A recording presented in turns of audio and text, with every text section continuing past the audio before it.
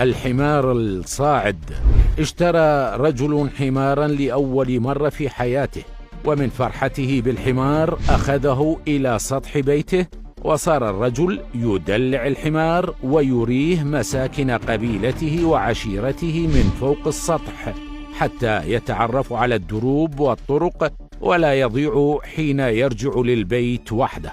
وعند مغيب الشمس أراد الرجل أن ينزل الحمار من على السطح لإدخاله الحظيرة، فحزن الحمار ولم يقبل النزول، فالحمار أعجبه السطح وقرر أن يبقى فوقه.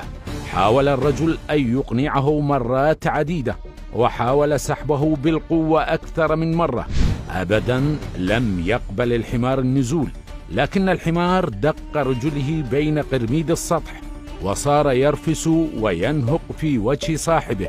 البيت كله صار يهتز، والسقف الخشبي المتآكل للبيت العتيق أصبح عاجزا عن تحمل حركات ورفسات الحمار، فنزل الرجل بسرعة ليخلي زوجته وأولاده خارج المنزل، وخلال دقائق انهار السقف بجدران البيت ومات الحمار.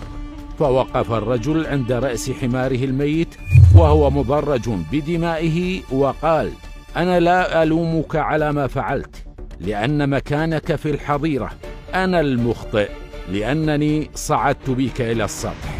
من الصعب إنزال الحمير الذين تم إيصالهم لمكان غير مكانهم الحقيقي، لا يلام إلا من أوصلهم لذلك المكان، فعند تعيين أناس غير مناسبين في مواقع القرار فلا عجب من انهيار المنظومة وتصدع البيت. الحمير كثرت على أسطحنا حتى تزعزعت دعامات وأوطان، فهل من وسيلة لإنزالها؟ لأن من يصعد السطح منهم لا يقبل أن ينزل قبل أن يهدم البيت.